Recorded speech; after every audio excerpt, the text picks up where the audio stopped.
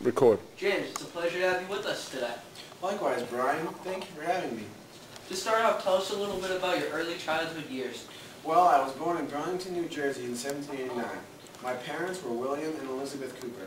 I was the 11th of 12 children and was one of the youngest. I think it was about my first year, my family moved to Otsego Lake in New York. My father named the town Cooperstown in my family's honor. Of course, the town still stands today. When did you begin your formal education? As a child, I attended the schools of Albany and New Haven. Upon my graduation of both of those schools, I was accepted into Yale University in 1803 as its youngest student ever. My education stopped there, however, because I was expelled for a bunch of childish pranks, including blowing up one of my friend's doors and stealing food.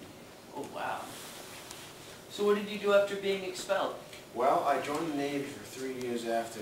I served on the ship Vesuvius, and after I obtained my lieutenancy, I resigned my commission and married Susan Augusta de Lancey, the daughter of one of the most popular and richest men in all of the state.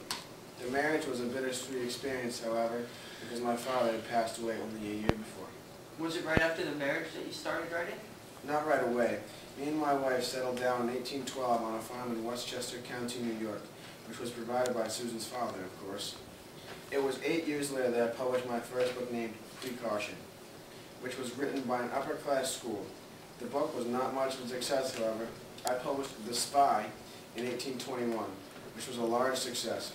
The book was written about a neutral ground in New York during the Revolutionary War. Must have been a thrill having all this early success, was it not? It was a great lifestyle indeed, but The Spy was just the beginning.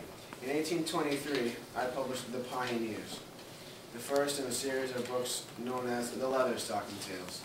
These books followed an adventurous character I created named Nathaniel Natty Boompo.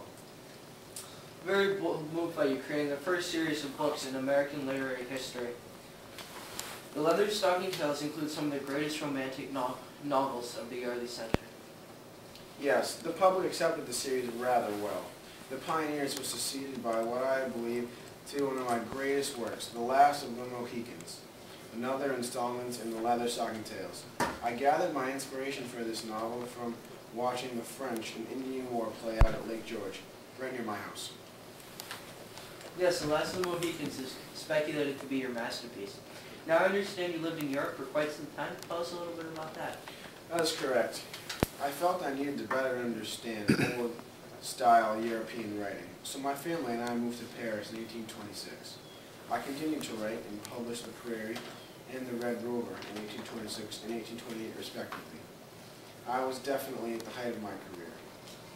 I also have heard that you were quite the diplomat while you were in France. Yes, a great deal of my time was dedicated to defending American democracy against libel that was put in French newspapers. After 7 years in France, what was it like returning back to the U.S.? Well, in 1833, I returned home and was met with much criticism about my staying in France for so long and writing books for the American public. Upon this speculation, I immediately wrote and published a letter to my countrymen, which explained my side of the story. This controversy had to hurt your relationship with the public, did it not? Oh, it absolutely did. But I continued to write, publishing 2 more books of the Leatherstocking Tales, including The Pathfinder and The Deer Slayer in 1840 and 1841. Now, you said that you made a dramatic change in genre. Tell us your reasoning behind this. I felt that I needed the change. I began publishing fictional books that introduced things of the future, such as supernatural machinery and, while having underlying morals, sort of science fiction novels, if you will. How interesting. Tell us about the final years of your career. I published my last book, The Ways of the Hour, in 1850 and retired from writing forever. It was difficult, but my old age was starting to affect my writing. Certainly a career for the ages. Well, I must say that it's been a pleasure talking with you today. Just spending this time with you, it's easy to see what makes you such a great writer. It was a pleasure being here today. Thanks, Brian. Hi.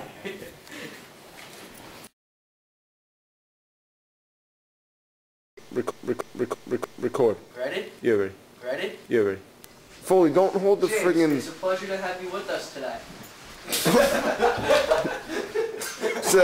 Sorry in the background. James, it's a pleasure to have you with us today. James, it's a pleasure to have you with us today. Likewise, Nicholas. Thank you for having me. To start off, tell us a little bit about your early childhood years. Well, I was born in Burlington, New Jersey on September 15th, 1789.